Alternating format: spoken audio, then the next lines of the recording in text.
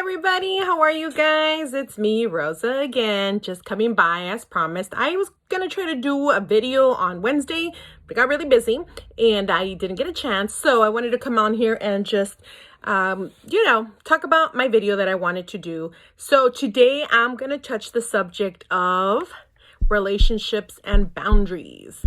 Why? Because I think this is really important. A lot of the times we don't know how to set our boundaries, and our relationships sometimes suffer because of that. And this goes for family, friends, work people, spouses, whoever is in your life. Let me break it down simple and how it goes down to. You owe nobody an explanation. You owe yourself, and possibly if you have children, an explanation to the things that you are doing. And nobody else. You don't have to justify why you decided to get some blonde highlights, why you decided that you were no longer going to be working at a certain place, why you decided to get a divorce, why you decided to cheat on your spouse. I mean, those are things that should be between two people, or if it's a decision that you need to take alone, then that's okay. As long as you know that what you're doing is for your greater benefit and it's hurting the least amount of people in the least way possible, goodness, these L's, then be free and live. And I had an awesome conversation with my best friend the other day, shout outs to Liz, about this. And growing up in a Mexican household, we don't have boundaries. We didn't have boundaries with our parents. We had no privacy because they think that our life belongs and is theirs, and it's not. And so we grew up having to give explanations of every single decision that we did, both as children, as young adults, and even as a parent. And Liz brought up some amazing points that we don't owe that. We don't owe them that explanation. We don't owe anybody an explanation, because that's the point of being an adult and being responsible about it. So I wanted to come here and let you guys know about that. And this goes with friendships as well. We all know, like I said, we have our village and we have our people who we are in close contact with, who we decide to share certain things with. But if we decide not to share certain things with them, sometimes that's okay, because we know until what point we can trust that person, until what point they are a safe place to go. But not everybody is going to be that safe place. Some people just want to hear what you have to say and then judge you. And you know when that happens.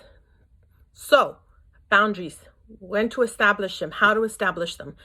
You don't have to tell anybody about them, but if that's the type of personality you are, then hey, let them know.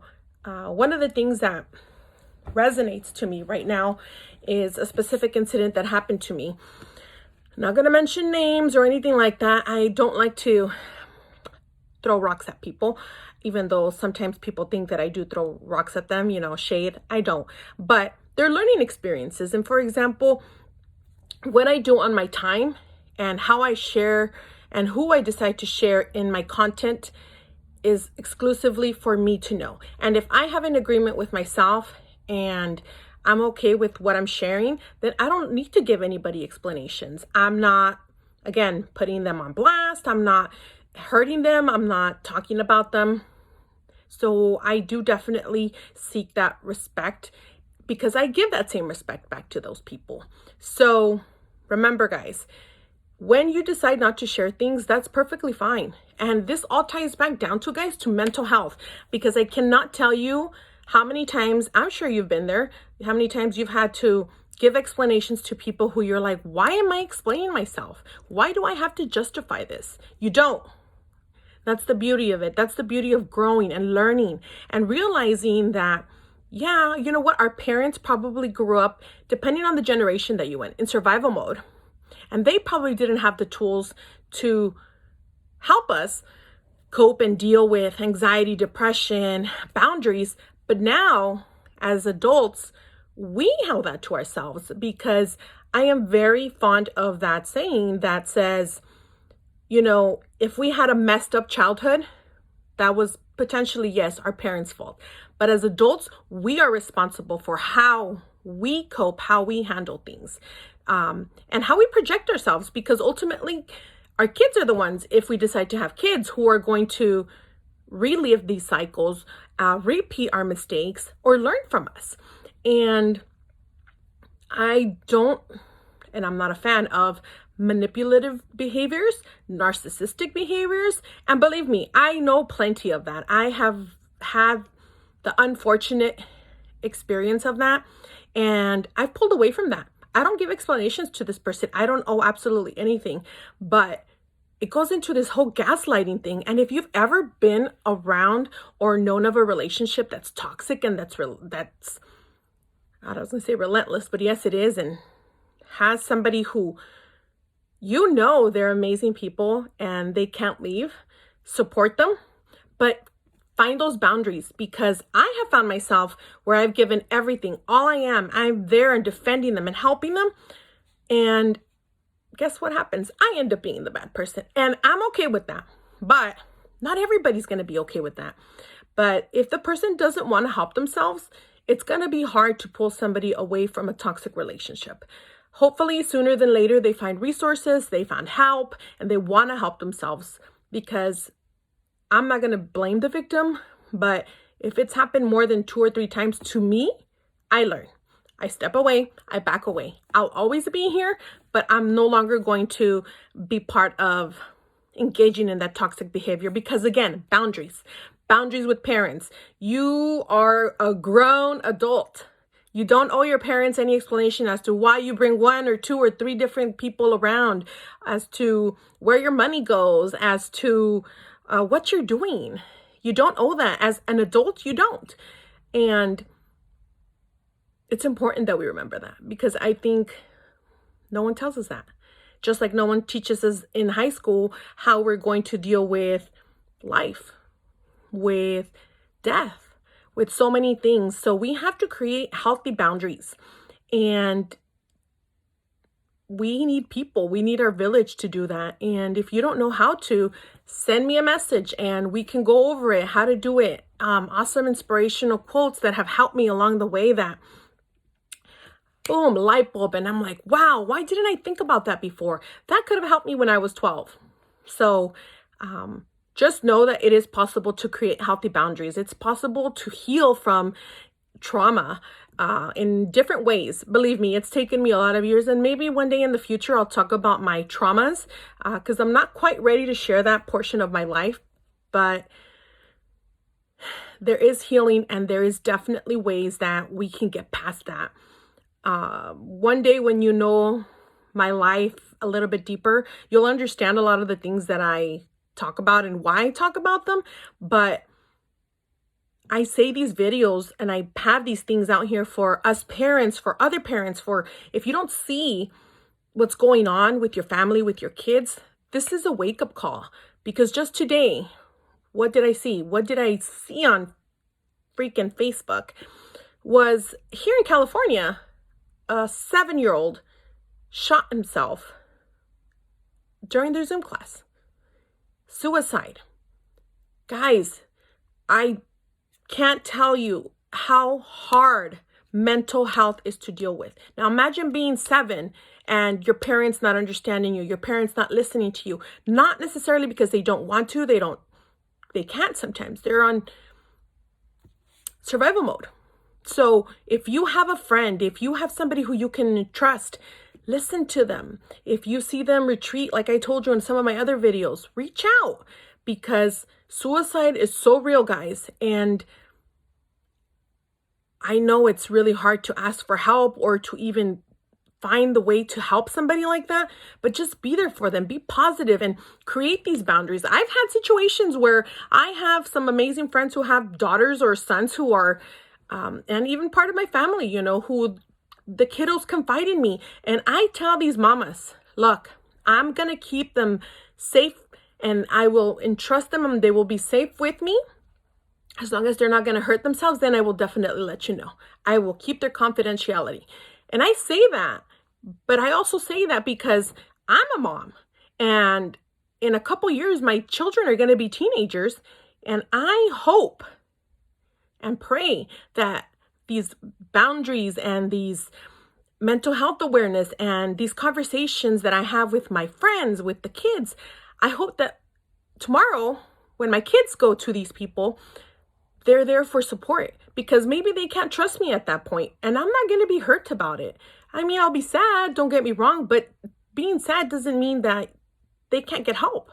They can't, get therapy, and therapy comes in very, very, very many ways. It's not necessarily talking to a psychiatrist. Sometimes it's just having somebody who's non-judgmental, who's going to hear you, somebody who's not your mom to hear that crazy story, or talk about, your sexuality, your curiosity, your, mind and what you're experiencing. And of course, like I said, one of the things that I wanted to talk about was recreational drugs and legal and illegal. And there's different things to talk about, but we have to have these boundaries where we can talk to people and establish relationships, healthy relationships, and know where we're going. And know that for children, it's that much harder to do. If it's hard for me as an adult, I cannot imagine what a child would feel like, an adult, a young adult, a teen. So listen up, parents. Be there for them. Create these boundaries. You help them create boundaries so that they are healthy, they know what's happening, and they can confide in the right amount of people so that we don't repeat these cycles, because they're vicious. And if we don't put an end to narcissism, domestic abuse, mental abuse, we are passing that down to our children, to our family, to whoever we're around. They're looking at us as an example. And we got to stop being that type of personality that says, do as I say, not as I do. This stops with us. I am going to be the best that I can be because I have the tools, I have the knowledge, and I'm going to spread that to you guys. And I hope that you guys do the same thing for your family, whether it's talking to them about it. Hey, son, daughter, let's sit down. Let's talk about this. You know what, mom? It's time that we talk about how I feel and what I'm feeling. And whether you agree or not, we need to have these conversations. So that is what I wanted to come on here about. I know this is probably going to be my longest video until now, but I'm very passionate about that. And I want you guys to know that what you decide to share and who you decide to share with is okay. It's important, but don't let people cross your boundaries that they don't need to. You don't owe any explanation as to why you're, feeling sad today. It's my depression. You don't need to let them know that. Just, hey, you know what? I'm not feeling this way, and that's it. Understand me, respect me, love me enough to understand that. And that goes for grief as well. Please don't ever let anybody invalidate your feelings of grief by saying you have no right to cry. They were not your family. They were not your friends. When you feel that need to grieve, you grieve. And you go through those motions. You go through whatever it is that you need to go through, because if you skip it, your brain and your body will come back to it one time or another. And I would rather it be now, when it's still fresh and when you can talk about it and discuss it, and not like a lot of trauma that has happened to us as children, and we have to come back and relive it 20 years down the line. One, it's harder to recount. Two, people don't believe you sometimes, and that's okay. I am not going to hold people accountable for their things, but I will hold myself accountable, and I will make sure that my feelings are validated. So with that note, guys, I want to hear a little bit about you guys. I want to see if you guys can drop me some questions about what other topics you guys would like for me to talk about, because I can rant on forever and ever. And I just wanted to, again, say a big shout out to my best friend, Liz, for having this conversation with me the other day. It was an amazing conversation that helps heal, believe it or not. I'm learning every day as I'm going. I'm learning, I'm evolving. I am always open for new ideas, new concepts, and understanding myself, because believe it or not, we learn from others. on a constant basis. You think you knew yourself yesterday, but you discover something new and you're like, wow, boom, mind blown. All right, guys, I hope you guys are going to have a great weekend. Tomorrow is Saturday, so I hope to be with my best friend and my kiddos. We'll be having a good time. We'll be going out to the park. I have a couple videos coming up, 2 little short clips. One of a camel ride. No, I was not on the camel. Zoe was. And then another one of my awesome nephew. I got him doing the Rubik's Cube. He is awesome and amazing at that. And literally, kid can go from all the squares on this Rubik's Cube to all the colors done under 2 minutes. Boom. Don't know how he does it. He's gifted like that. So keep following me. Any suggestions, you know where to find me. Hope you guys have a great one. And as always, remember, love you guys. Bye.